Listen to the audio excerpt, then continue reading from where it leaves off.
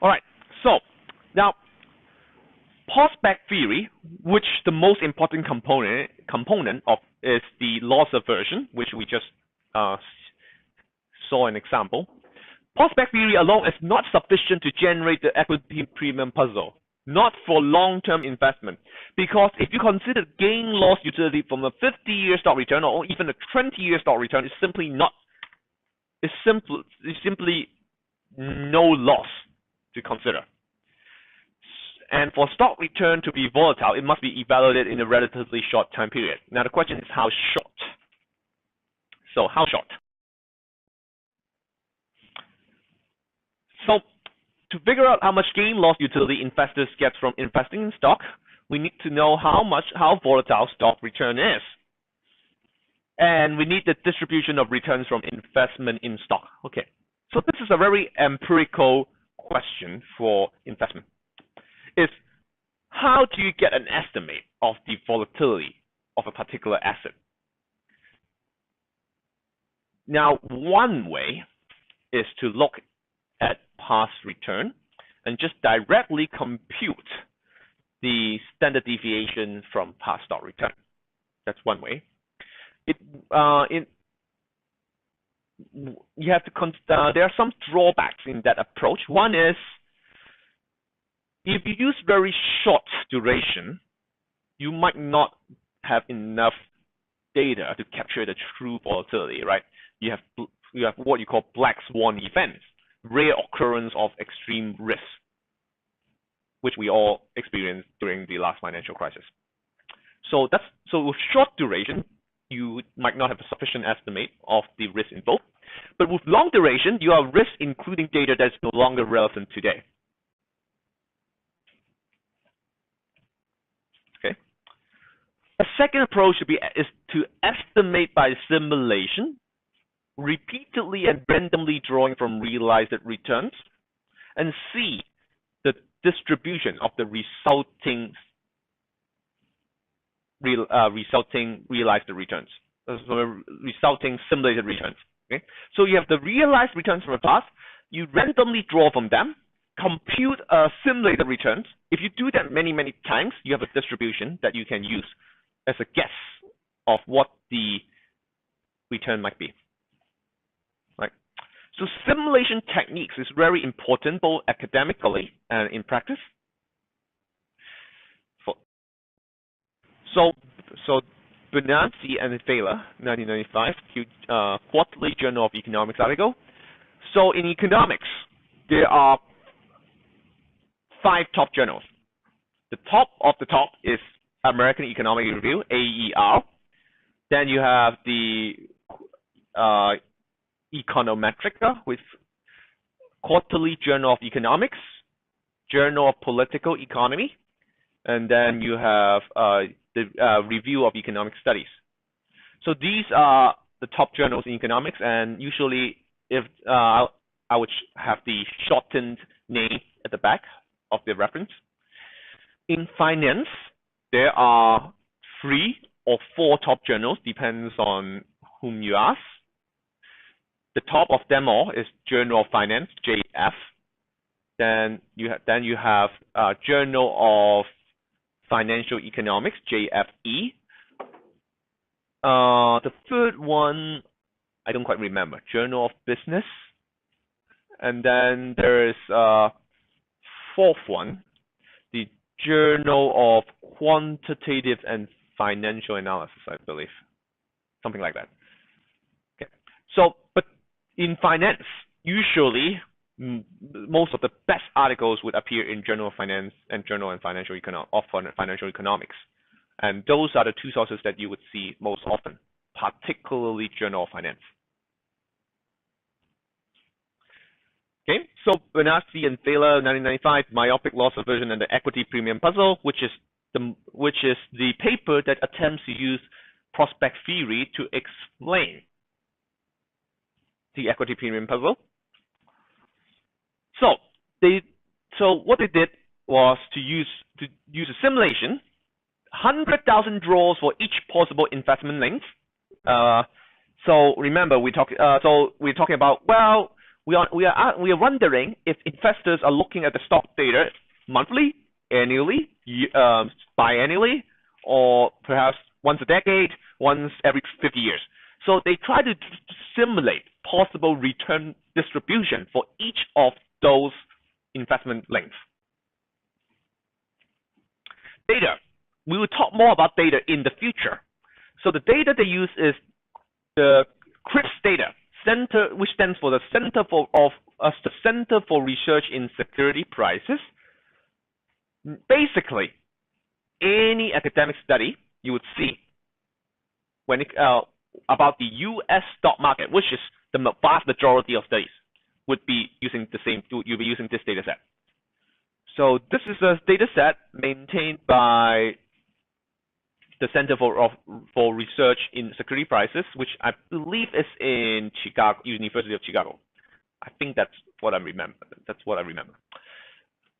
So this data is very nice in that it contains daily data, daily stock data for all stocks in US or across all three exchanges since 1970. More importantly is that it's survival bias free. That is, when a company goes bankrupt, got merged, or delisted, they will still exist in the data. Now, if you go on Yahoo Finance, you won't be able to get data for any delisted companies. So it's not good for research because you're only observing companies that have survived to today. That's why this data set is so important. Calculate the utility of a myopic loss-averse investor would get in each case. Okay, so they calculate that amount. All right. So simulated distribution of stock returns. Use the utility of a myopic loss-averse investor. Now the utility is similar to what we just used, but it has the other two aspects too. Diminishing sensitivity, so the risk aversion in gains, risk seeking in the loss, and as well as probability rating. So it has everything included. But as I said, the second and the third part has a relatively small effect compared to loss aversion.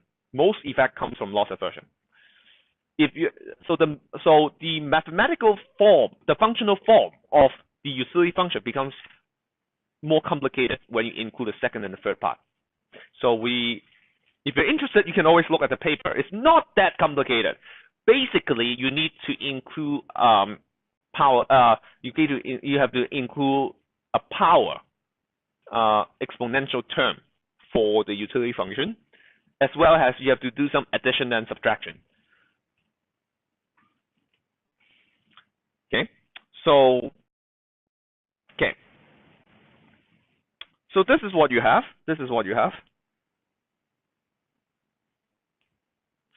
Now, the vertical axis is prospective utility. So similar to what we calculated just now. It's the utility from the prospect theory with loss aversion and so on. The horizontal axis is the length of evaluation period in months. For example, if you focus on the solid line, that's the pure stock return. In very short period, it starts with 1 month, right? At the left-hand side, it starts with 1 month. At 1 month, you basically get a utility level of negative 0.018.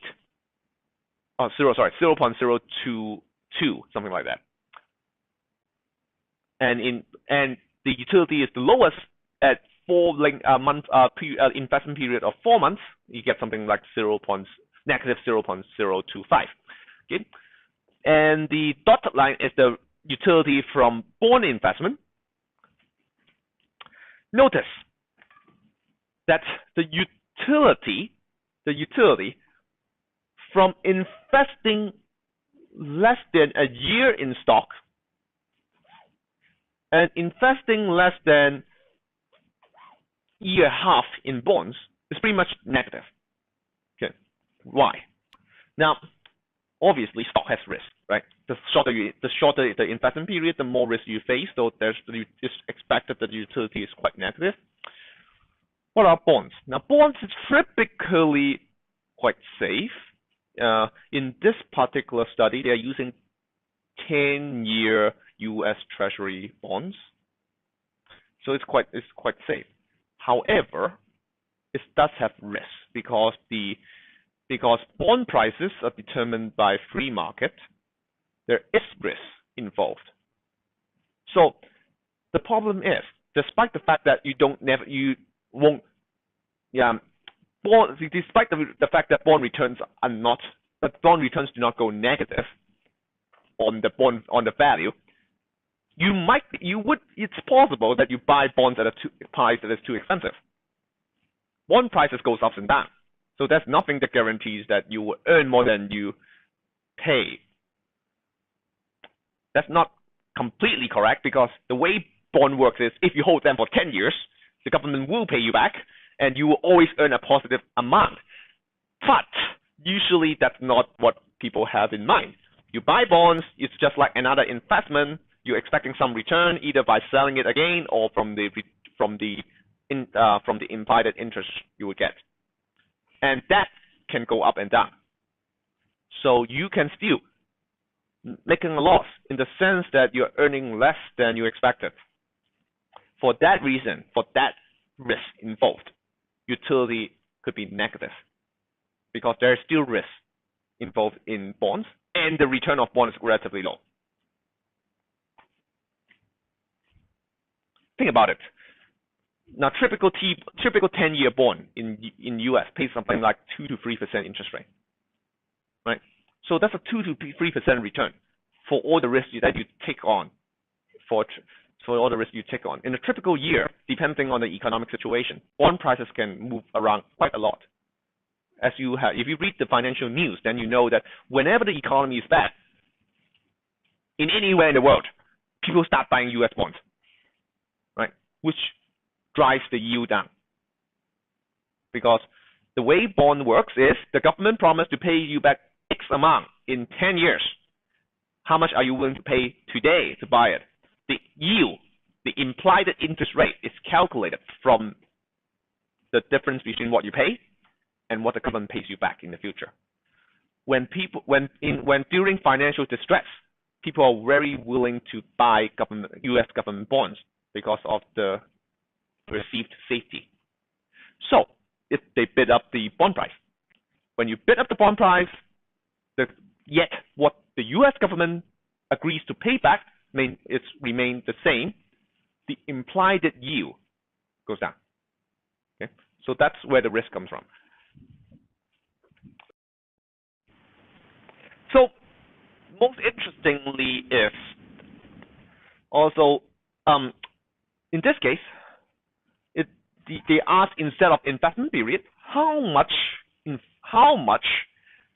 would a hypothetical investor with prospect theory utility invest in stock? And they found that, well, 30%, about 30%.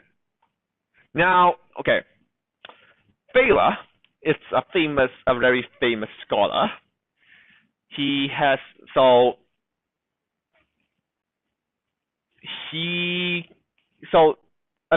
Working out a number that exactly equals what actually happens, you would need to make a lot of assumptions. As a famous scholar, you would get more leeway in making those assumptions, right? Because you bet if you change just the assumptions by a little, it won't line up at 30%. Just at 30%, it's where the utility is the highest. But well, as a famous scholar, as long as the assumptions are reasonable, you probably can get by and publish it in the top journal. But still, okay, so they try to say, look, if you have the prospect theory, if someone behave according to it, they would in fact want to invest 30% of their wealth in stock. That's exactly what you see in the real world. Now, this is a study that looks at similarly the stock return. It shows that the myopic loss aversion can explain the equity premium puzzle. So, loss aversion explains why people don't want to invest so much in stock, but this does not mean that it is, in fact, the reason behind the equity premium puzzle.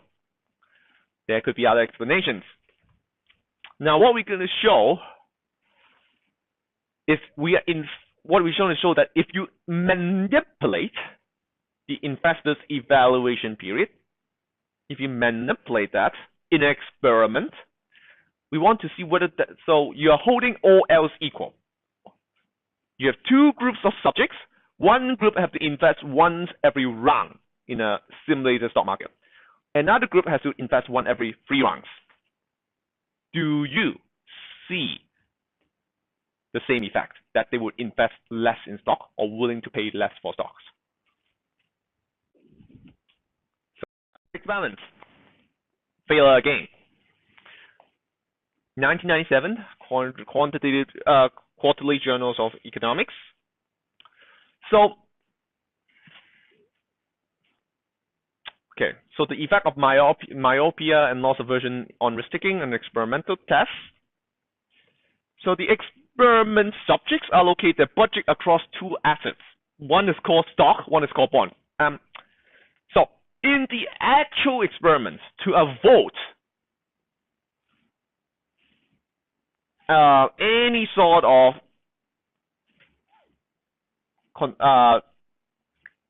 bias, the subjects were not told these names. They were only told something like asset A and asset B, or investment A and investment B. They were not told that they are stock and bonds. So only in the academic paper, when they write it out, they use it to use these terms. But the 2 assets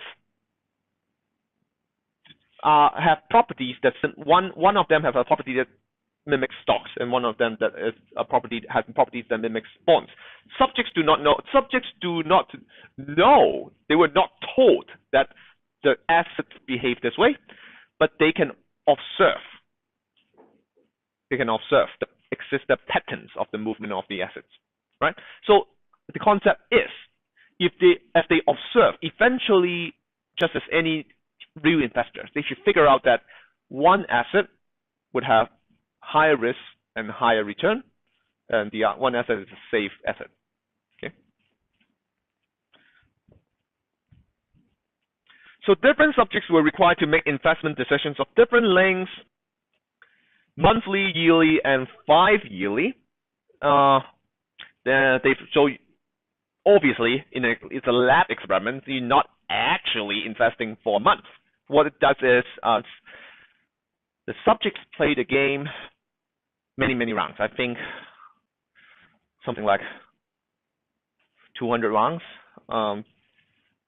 But you think about it, you're sitting in front of a computer, you're only deciding one number, right? You're only deciding one number, the percentage you want to allocate to stock. That's the only decision you have to make. It's one single number. So playing through 200 rounds doesn't take that much time. You can probably do that in half a second, right? And you're paid to stay there for an hour. So 200 rounds is actually not that bad. Okay. Okay. What I want to tell you is this. I want to explain this. So they play this for like a couple hundred rounds first. At the very end, they are asked to make one final decision for the equivalent of 400 rounds of the game. 400 rounds of the game. Okay. So I believe one round represents 1 month. So basically, what that means is that every round has the return characteristics of a month in the actual stock market. So 400 months would be what? How many years? Many years, right? Yeah, many years. Yeah. Okay.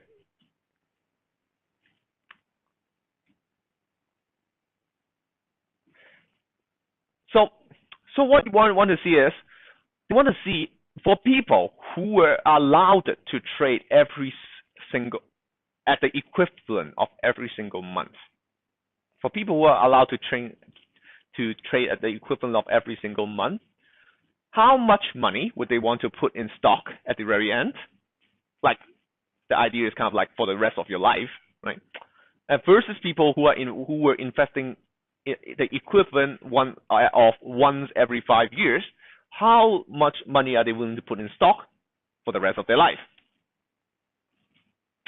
So the vertical axis is the number of subjects. Horizontal axis is the percentage allocated to bonds, safe asset.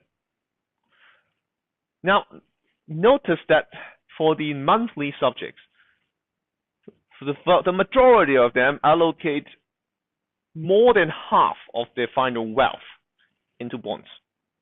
Whereas for the 5-yearly subjects, over half of them allocate their wealth into stocks, into mostly stocks, right? Mostly stocks. Here are the numbers representing the average proportion, the average percent of wealth allocated to bonds was 59.1% for the monthly group, 30.4% for the yearly group, 33.8% for the 5-yearly group, right? So less and less wealth allocated to bonds. What is the final group? Inflated monthly. Okay, so this is a group which has the same distribution as the monthly group, except that their return is always 10% higher. So their return distribution is exactly this one, plus 10% return, which means it's always going to be in the positive region. They always earn money. This is like in the 1990s. If you buy stocks, you win. Not surprisingly, they are willing to invest almost 75% of their final wealth into stocks. Okay? So, what this shows you is that as you force people to look at accumulated returns, they find the return mostly positive, and as such, they are willing to invest more in stocks. Theoretically, there's nothing that stops the subjects in the monthly experiment to do the same, right? They can, if they could, mentally accumulate the return into a long-run return. But apparently people don't do that. Perhaps it's mathematically hard to do it. So people don't do that. And all they have in mind is the short-run distribution of return. Gneezy, 2003, Journal of Finance, Evaluation Periods and Asset Prices in a Market Experiment. So this experiment is different. In the previous experiment, the Thaler one, it's people trading against a random distribution. It's people trading against a random generator. The stock distribution is not a true market in the sense that subjects do not trade with each other. They trade with a random distribution. This experiment, the subjects trade with each other. So the way it works, it says, the subjects trade an asset that pays 150 cents with 1/3 chance and 0 with 2/3 chance at the end, right? So if you are completely risk neutral, you should be willing to pay 50 cents, right? If you're risk neutral, you're willing to pay 50 cents. If that's the expected value. If you're risk averse, you would be willing to pay less than 50 cents. Different subjects trade at different frequency. Treatment H every round. Treatment L every 3 rounds. Okay. Now, here are the averages. The average price of the asset in the experiment over 5 different sessions. Okay. So you have 15 rounds. Treatment as now the first thing to notice is this is treatment L. This is treatment the x's are treatment H, the squares are treatment O, and as expected, treatment O subjects are willing to pay more. They only trade every 3 rounds, so they only see the return every 3 rounds. And as you because you accumulate the return, they look less risky. Okay? They look less risky. So that's what's expected. Something very interesting though is notice that the amount they're willing to pay is actually higher than the expected value of the underlying asset. As we say, even if you're risk neutral, you should only be willing to pay at most 50 cents. 1/3 chance times 150 cents gives you 50 cents. So if you interpret this within the framework of expected utility, they would be risk loving, which would be usually is not the assumption we make about stock investors, because it would be kind of strange. As we say, they don't put, if they're risk seeking, then you would expect them to all in with their wealth instead of having only a small part of their wealth in stocks. So this is somewhat puzzling. Now, as you read more experimental results, you realize that experimental results are filled with all sorts of quirks. People don't behave as you would want them to. They do weird things. It's actually quite common to have prices higher than the underlying value. There could be multiple reasons. First, this is a game, right? So people get excited, right? So that's one possibility. It's possible that it's not their own money, right? There's this house money effect, because this kind of experiment is always a problem. Is that you cannot ask subjects to pay out of pocket. Ideally, if you want them to participate in a stock trading game, that they actually have to put up their own money. But this is not possible. I mean, first, the subjects won't agree. Second, if they agree, you would not get approval typically from the university to do that. It's unethical, right? Because that means there's a chance that the experimenter, me, can make money out of you. So that won't be allowed by the university ethically, because of ethical concerns. So it's just not possible, which means to play these kind of games, you have to first pay subjects a sum of money. And then they use that sum of money, and only that sum of money, to trade. And then this is just like the example we just did. You have this house money effect. People are much willing to spend money that they don't expect to have to begin with. And as a result, you get weird things like this.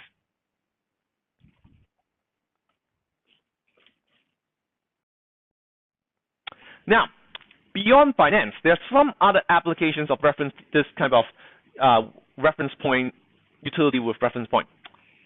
So the first is labor supply. Now let's think about the following situation. Suppose a worker is the worker can freely choose how many hours she works every day, and there are frequent temporary changes in her hourly wage. Now, what type of job has this property? Now, if I just show you the first bullet point, they would say, obviously, college professors, right? Freely choose how many hours she works every day. I teach, then I go home at 12 o'clock. But there aren't frequent temporary changes in my hourly wage. In fact, no matter how many students I teach, I get the same salary. I think, which some would say this is really unfair, right? What is the incentive to teach a lot of students? In fact, there is no incentive to teach a lot of students. A lot of professors have really difficult first lecture or first assignment just to scare students away. Perverse incentive. So clearly, this is not referring to college professors. So we'll be using taxi drivers as an example. But what would you expect the worker to do? Now, if you just think about the simple concept of marginal benefit equals marginal cost, as a taxi driver, your cost of driving around is pretty much the same in any given day. Your gas, your time, so on. Some days you get more business, some days you don't. So by the calculation of MB equals MC, you want to work more on the days where you get a high return, right? You work until M marginal benefit equals marginal cost. When the return is high on a particular day, that means you would take more work from marginal benefit to equals marginal cost, right? Higher return, so simply, higher when the return is high, it's worthwhile to work more because your cost is roughly the same, okay? So, for example, if the wage is 5 hours on day 1 and 10 hours on day 2, if you work 8 hours per day, it gives you 120. If you work 6 hours on day 1 and 9 hours on day 2, that also gives you 120, but 1 less hour of work. So it makes sense to work more on the days which gives you high return. Okay. Now, the strange thing is, in actual studies of cab driver, there's one in New York City, there's another one I believe in somewhere else. That's not what they do. Now, in New York City, the taxi system works very much the same as in Hong Kong. Fixed rent for the taxi, just like in Hong Kong. The income would vary frequently because of weather, subway breakdowns, and so on. Like on a rainy day like today, it would be very hard to get a taxi. And yet the finding is taxi drivers work fewer hours when wage is high.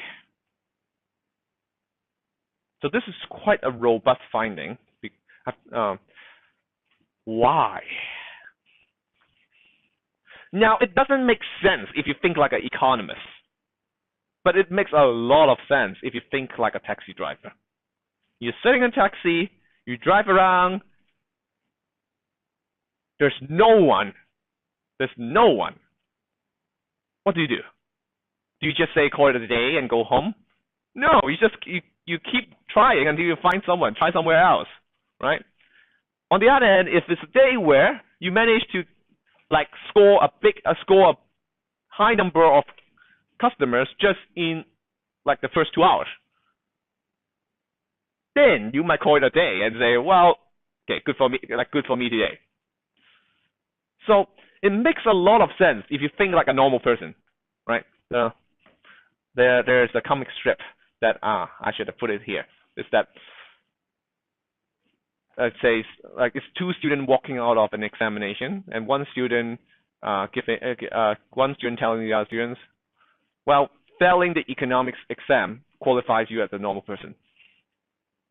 So if you don't think in the sense of marginal benefit and marginal cost, it actually makes a quite intuitive sense to work less on the day you earn more. Or even just think about it this way, right? On a day where you manage to study faster, you probably leave the library earlier, not later, right? You don't tell yourself, oh, I'm so productive today, let me stay till 1 a.m. No, you don't do that. So to put this in the framework of a model, then it would be a reference-dependent loss aversion model. So once again, in economics, you have multiple names for the same thing. Equity premium, excess return, risk premium. You could mean the same thing in different papers. So loss aversion, prospect theory, and reference dependence utility usually refers to similar things too. Prospect theory includes probability weighting, but as we say, the largest effect comes from loss aversion. Loss aversion happens because people have reference points, so that's why it's also called reference dependence utility. So as I just explained, if a cab driver has a reference point, which is her daily average daily income, And if she works the same number of hours each day, the loss in wage when the wage is low is more painful than the pleasant of gain in wage when the wage is high. So she decides, well, I'm just going to work harder when the wage is low. Okay. Another application is sticky price. Now, neoclassical economics assume price adjusts instantly, but we all know that's not true. We don't live in a world where prices adjust constantly. What could be the reason? In macroeconomics, you learn about several reasons, right? Things like manual cost, sticky wage, inflation, that kind of stuff. Reference dependent actually also gives you an explanation why price is slow to adjust. That is, in a very simple sense, your customer remembers the price you set in the past. When you raise their price, they feel like a loss, right? I expect McDonald's to be $22, and then it was $23 starting last week. And then if you read Facebook, people hate it. Dude, it's $1. Yet people don't complain as much on like much more expensive items, yet they complain about McDonald's raising their price for $1. So this is a very good example of people remembering past prices, and any increase in price would feel like a painful loss.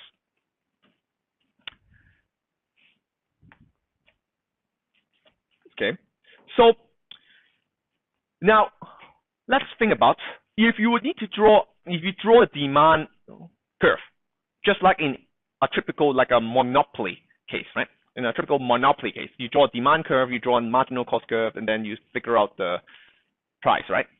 If you draw the demand curve in this situation, how would it look like? How would the demand curve look like? Well, it would look kinked, right? Essentially, think about a case where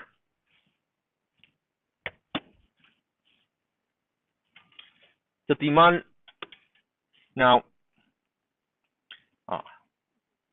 seems like okay 10. Right. Think about this case, right? The original demand looks like this, right? And let's say the current price is right here. And you're saying that customers remember your past prices and they hate you when you raise your price, which means you're going to buy less. And that means that the demand curve is actually shallower above your current price. And as a result, you have a kink here, right? If you lower your price, it's just the original demand. But if you raise your price, it actually becomes flatter because people hate you for that. Now, if you recall from your microeconomics course, how do we determine the monopoly price? The monopoly price is determined by finding marginal revenue from the demand curve.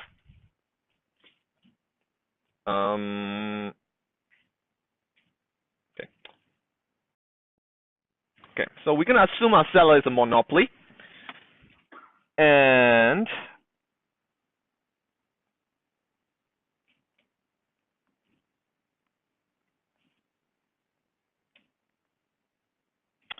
so a monopoly, let's just say this is the original demand, right?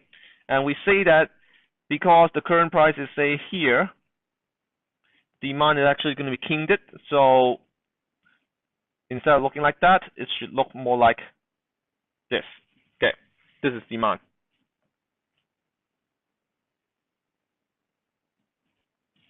How does the marginal revenue curve look like? If you remember from something like basic microeconomics, there's a trick in finding the marginal revenue without doing calculus. Is that it should be demand with double the slope.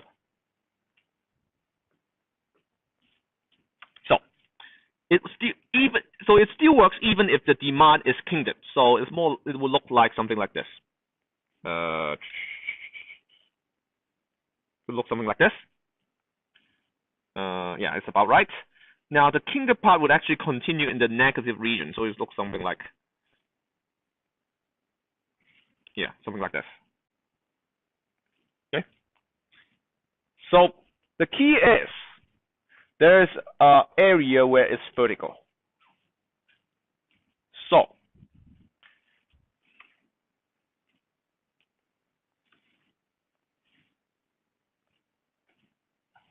when you have a tiny increase in marginal cost, the resulting equilibrium price could be the same, right? Remember, the intersection between marginal cost and marginal revenue gives you quantity. Price is given by demand. This is basic microeconomics stuff.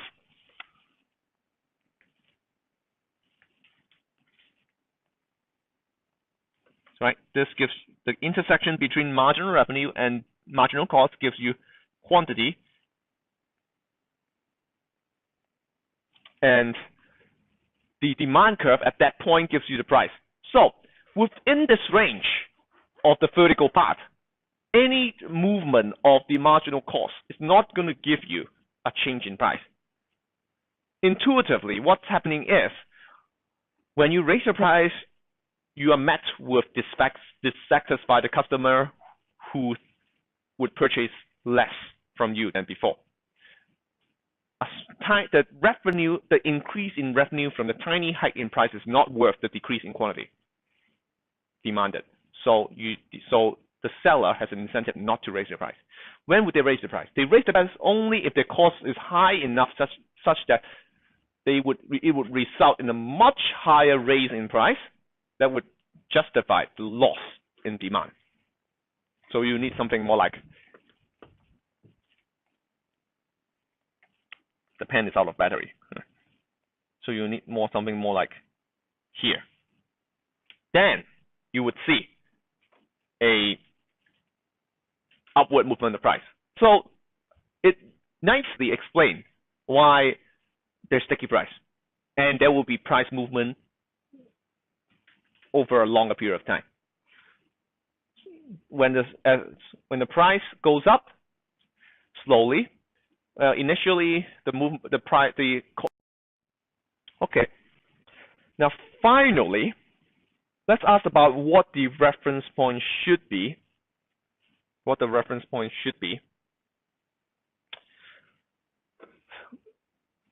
In the case of the sticky price, the status quo seems to be a good choice of reference point. People remember what the price is. In many cases, that's what we also think is the reference point. Very common assumption. Like this, right? If you say it's 100, no one buys it. If you say it's originally 200, now it's 100, then people rush to buy it, right? Although I would think over long run, there is rational expectation in the sense that people realize that this strategy is at work, right? So in Hong Kong, there are like shops keep posting up sale signs, right? Eventually, you realize those are not really sales, not really a sale. So because you come to realize that's really just attempting to get you inside. And I think another good example is when you buy in like some mainland shopping malls. Like if you go across the border in Lohu, like they mark a price they mark an initial price that is so high that it doesn't really make any sense, right? In mainland you can get something like $400 selling for $20, like.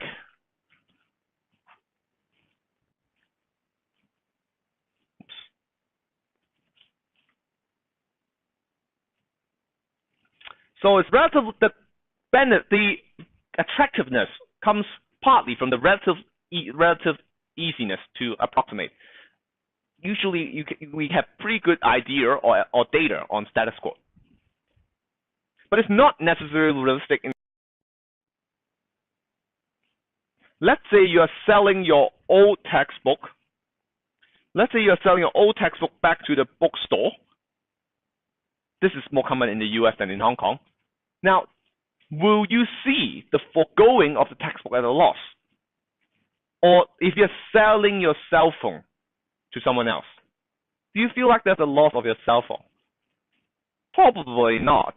After all, you're expecting to be selling your phone, right? What would feel like a loss? What would feel like a loss is you expect to sell a cell phone, then the person is no-show, so you end up not getting the money, which means you cannot buy a new phone. That's a sense of loss. The fact that you managed to sell your cell phone exactly as you expected is not a sense of loss. That tells you that expectation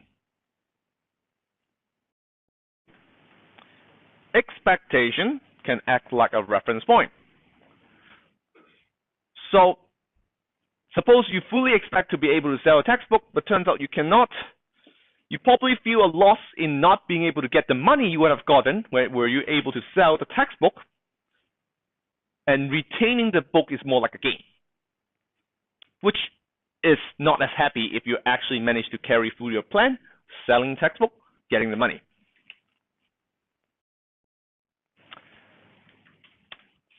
The fact that people have reference point is probably the key to understanding the result in happiness survey in the world. Now, this is happiness survey in United States from 1958 to 1990s. The dotted line is the real GDP per capita, which goes up very quickly. The solid line is life satisfaction.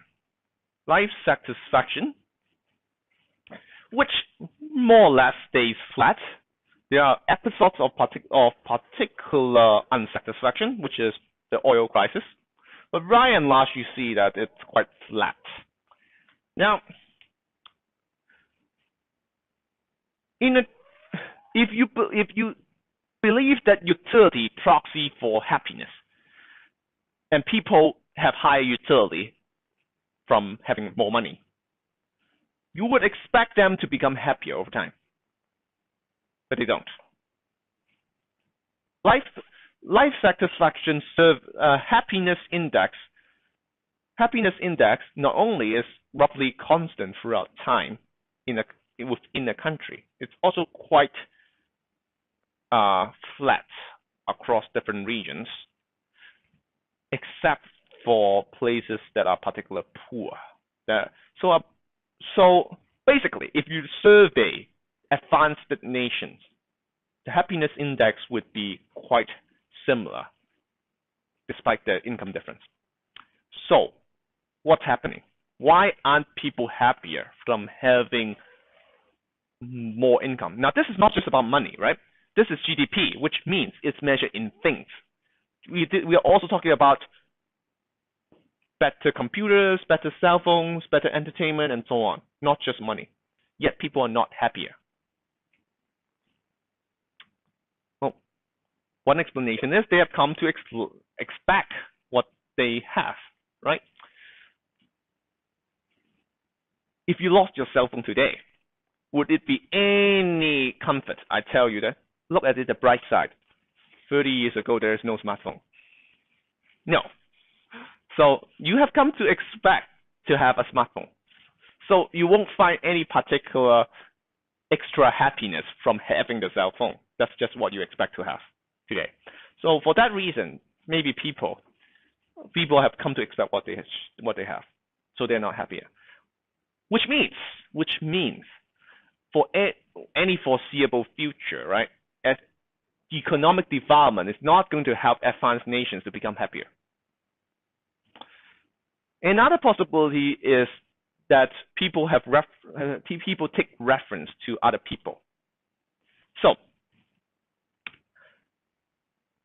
I might be earning a lot of money, but I'm not happy because all my colleagues are earning more than I do.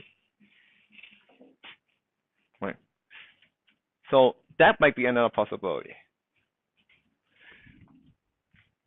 So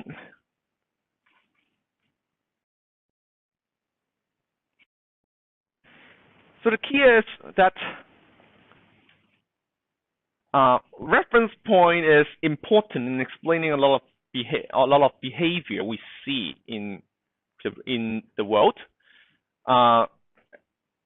Researchers say are not happy for being richer, but you do know how much researchers make. I always wonder, are they saying that researchers don't make enough to know that what is happiness, right? They're playing golf, probably rich enough not needing to do anything, right? So it's important we believe it's important in explaining many phenomena that we observe in the real world, right? Okay, so that sums up. Actually, no, that doesn't sum up our discussion in reference dependence, because there's actually something else.